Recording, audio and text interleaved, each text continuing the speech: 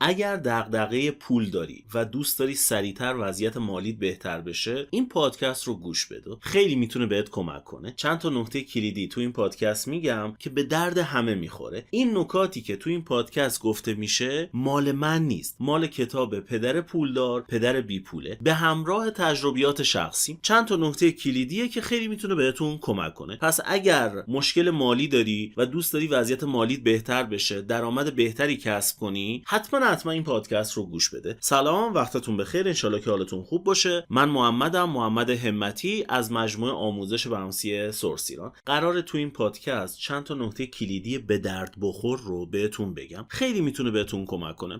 پس حتما نوت برداری کنید، چون بدون نوت برداری فایده نداره. بهترین کار برای اینکه از آموزش ها نتیجه بگیرین اینه که خوب گوش بدین، خوب نوت برداری کنین، چک لیست اجرایی در بیارین و اجراشون کنین. حالا این نکات چیان؟ نکته یک، برای پول کار نکن، برای یادگیری کار کن. یعنی چی محمد؟ یعنی اینکه آقا تمرکزت رو پول نباشه، تمرکزت رو این باشه خودتو بهتر کنی، آموزش ببینی، کتاب بخونی، شخصیت خودتو تقویت کنی، عادتهای خوب بسازی، روی آموزش و یادگیری تمرکز کنی. خیلی از آدما وقتی رو پول تمرکز میکنن، خب مشخصه دیگه، کل ذهن و تمرکز و انرژیشون رو پوله و چون رو خودشون کار نمیکنن پولی در نمیاد. پول خروجیه، پول نتیجه است. گرفتی چی بهت میگم؟ بهترین کار اینه که من رو خودم کار کنم، آموزش ببینم، دورای آموزشی خوب تهیه کنم، کتابای خوب مطالعه کنم و در کنارش بیام چک لیست اجرایی در بیارم و رو خودم کار کنم. مثلا کتاب تو حوزه عادت میخونم، بیام عادتهای خوب برای خودم ایجاد کنم، عادتهای بدم رو جایگزین کنم با عادتهای خوب. اینجوری تمرکزت رو گذاشتی رو چی؟ رو شخصیتت، رو عادتهات، رو اینکه خودت پیشرفت کنی. هر وقت خودت پیشرفت کردی، خب قاعدتا پولم به دست میاد. اگر محمد همتی خودش رو ارتقا بده، خودش رو رشد بده، کتاب بخونه، آموزش ببینه، خودش ارتقا پیدا میکنه، رشد کرده دیگه. همین ارتقا پیدا کردنه، همین رشد باعث میشه پول بیشتری به دست بیاره. یه مثال قابل لمس، من به جای اینکه تمرکز کنم رو پول، تمرکز میکنم رو اینکه ارتباطات بهتری بسازم. چجوری ارتباطات بهتر بسازم؟ اینکه هنر ارتباطگیری اجتماعی رو یاد بگیرم، بلد باشم چجوری با آدما صحبت کنم، بلد باشم چجوری رگ خواب آدما رو به دست بیارم، بلد باشم چجوری با آدما شبکه بسازم. وقتی من این کار رو انجام دادم و تخصصم در کنارش داشته باشم، کم کم میبینی پروژه میگیرم، ارتباطات خوب ایجاد میکنم، کم کم هم درآمدم افزایش پیدا میکنه. واسه اینه که اکثر کتاب‌های مالی وقتی در مورد پول صحبت میکنن، میگه آقا تمرکز رو بذار رو یادگیری، تمرکز رو بذار رو رشد خودت. ولی متاسفانه اکثر آدما چیکار میکنن؟ وقتی با آدما صحبت میکنی، هدفشون پوله، هدفشون ماشینه، هدفشون خونه است. اینا خروجی ان. تو وقتی رو خودت کار کنی، فن بیان بهتری داشته باشی، بهتر حرف بزنی، مهارت فروش داشته باشی، بازاریابی رو بهتر درک کنی، ارتباطات خوبی ایجاد کنی، خب قاعدتا خروجی بهتری پیدا میکنی، خروجی بهتری داری. خب همه اینا باعث میشه تو پول بیشتری به دست بیاری. اگر ماشین واسط مهمه، میری ماشین میخری. خونه واسط مهمه، میری خونه میخری. نمیدونم فلان چیز واسط مهمه، میری اونو میخری. پس اکثر کتاب ها میگن آقا تمرکز کن رو یادگیری، رو ارتقای خودت. تو کتاب پدر پولدار و پدر بی پول در مورد این موضوع مفصل صحبت شده. میگه آقا بیا تمرکز کن رو بحث یادگیری. نکته دوم، یاد بگیر چطوری پول رو برده خودت کنی. خیلی از ماها برده پول میشیم، ما واسه پول کار میکنیم، نه پول واسه ما. خب اینا چه فرقی دارن محمد؟ دیدی طرف فقط پول در میاره. خب خودت چی؟ روی شخصیتت کار میکنی؟ انگار من یک برده، یک کارگر پولم. چه استفاده ای از پول میکنی؟ یکی از کارهایی که من شروع کردم اینه که سرمایه گذاری میکنم تو کسب و کارهای کوچولو. تازگی‌ها این کار رو دارم میکنم. مثلا یک کسب و کاری توش سرمایه گذاری کردم، تقریبا یه چیزی ماهی 5 تا 6 میلیون بهم میده. و سرمایه گذاری که کردم نزدیک 35 میلیونه. یا یک کسب و کاری با یکی از دوستای عزیزم راه اندازی کردم، با همدیگه داریم میبریم جلو. من ماهی 10 15 تومنم از اونجا گیرم میاد. با اینکه کار زیادی انجام نمیدیم، جفتمون کار زیادی انجام نمیدیم، ولی هر کدوم ماهی 10 15 تومن درآمد داریم از اون کسب و کاره. حداقل اومدیم پول رو برده خودمون کردیم. هر جای نیازه از این پول استفاده میکنیم. پول رو به کار میبریم که بیشتر بهمون خوش بگذره. پول رو به کار میبریم که شخصیت بهتری داشته باشیم. پول رو به کار میبریم که ارتباطات بهتری داشته باشیم. پول رو به کار میبریم که خلاق‌تر بشیم. پول رو به کار میبریم که یه اتفاق خوبی برامون بیفته. ولی اکثر آدما چیکار میکنن؟ پول رو در جهت چی چی استفاده میکنن؟ هیچ. انگار خودشون برده پولن و خودشون فقط کار میکنن که پول به دست بیارن و اون پوله چه اتفاقی براش میفته؟ هیچی. نهایتا بتونن باش ملک بخرن. این ملک قراره تهش واسه تو چه کاری انجام بده؟ من باید از پول استفاده کنم که خودم رشد کنم، خودم حس بهتری داشته باشم، خودم شرایطم بهتر بشه. یکی از بهترین کارها اینه که پول رو در جهت رشد خودم استفاده کنم. خودم رشد کنم، این پول چندین برابر میشه و پول برده من میشه. بازم تاکید میکنم، مثلا یکی از کارهایی که خودم انجام دادم و شما هم میتونید انجام بدین، سرمایه گذاری تو کسب و کارهای کوچولوئه که ماهی مثلا 5 تومن، 10 تومن، 15 تومن، 20 تومن بهت میده. پول کمیه ها، ولی وقتی جمع میشن در کنار هم دیگه پول خوبی میشه. مثلا من یکی از بچه‌ها میگفت خب چرا این سرمایه گذاری کردی؟ تو 5 تومن پولی نیست واسه تو که ماهی 5 تومن بهت بده. گفتم الان 5 تومن میده، آخر سال میشه 10 تومن، سال دیگه میشه 15 تومن و این سرمایه‌ام پشت سرم بیشتر میشه و پول رو تبدیل کردم به برده خودم. یا تو یکی دیگه از کسب و کارها همین کار رو کردم. یه سرمایه جزئی گذاشتم، چند تا مشاوره بهشون دادم و کار رو داریم میبریم جلو. اندازه یه کارمند داره بهم پول میده و میدونم آخر سال حداقل اندازه 2 تا کارمند بهم پول میده. خودم هم کار خاصی نمیکنم، طرف مقابلم هم کار خاصی نمیکنه، ولی داره کسب و کار همینجوری خودش رشد میکنه. پول رو تبدیل به برده کردم. پوله داره واسم کار میکنه،